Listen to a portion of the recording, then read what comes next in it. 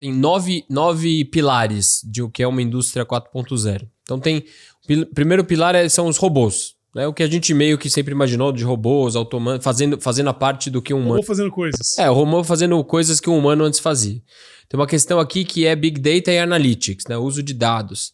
Tem a questão de integração de sistemas, uns sistemas diferentes conversando, internet industrial, segurança cibernética, nuvem, manufatura aditiva e simulação, que é uma questão de projeção, né? Como a gente vê às vezes para arquitetura, para construção civil. Tá? Então são esses 9 pilares. De alguma forma é interessante ver como são revoluções tecnológicas que existem em várias coisas da nossa vida que são aplicadas no território da manufatura, né? Então, que é um pouco dessa transversalidade que a gente sempre vê das tecnologias. Elas surgem, às vezes, num campo militar ou às vezes num campo de uso, sei lá, de games, e depois eles começam a ser extrapolados para outros segmentos, né? Então, a indústria 4.0 começa a se aproveitar de alguma forma dessas grandes exponenciais de tecnologia e trazer isso como ganho de produtividade, de eficiência, né? De relevância. Então, eu acho que a indústria 4.0 é uma decorrente de toda essa revolução tecnológica que a gente vem acompanhando nos últimos anos. Né? Vamos na história rápida aqui. Revolução Industrial. Não precisamos saber tanta coisa para lembrar que naquela época foi a grande transformação, mudou a economia, mudou o comportamento das sociedades, relações de trabalho, né? Mas toda vez que trazem tecnologia para uma coisa, existe uma reação. Alguns chamam isso de ludismo, né? Os ludistas, então, na época da Revolução Industrial, eram aqueles que entravam nas fábricas, quebravam todas as máquinas, porque aquelas máquinas tiravam emprego, tiravam trabalho. Então aquilo vem, né, de algum tempo. Ao longo da nossa história, a indústria, para alguns, ela não se transformou tanto.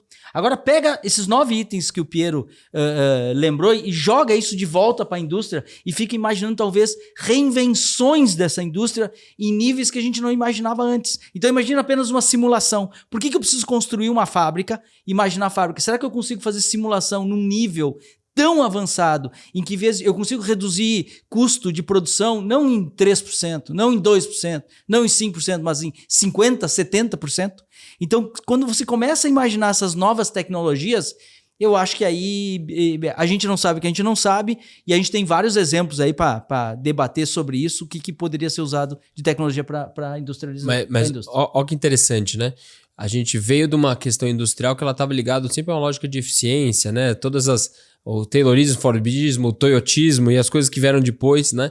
E na prática hoje, quando você tem esses 9 campos e você é uma manufatura, se você não dominar eles ou não entender a implicação deles, provavelmente você vai ficar para trás no jogo. Porque se alguém pega um desses itens, né, e aplica ele como vantagem competitiva, é quase como se reprogramasse o jogo para um outro campo. Né? Então, puxa, eu sempre faço isso aqui desta forma. De repente tem uma tecnologia que faz mudar o jogo. Né? Então, mais do que simplesmente hoje ser dono, né, do que você produz muito bem, é entender os sinais das tecnologias, né, e a transformação que isso gera. Porque, de alguma forma, você pode estar jogando um jogo que é completamente obsoleto no jogo seguinte. Né?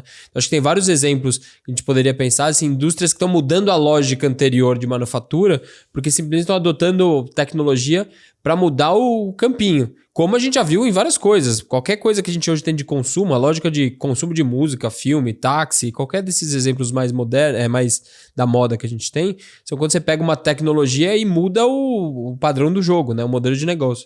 E aí, você gostou desse vídeo? Se gostou, aqui na descrição tem o link completo para você assistir o episódio inteiro e todos os outros episódios que a gente já gravou.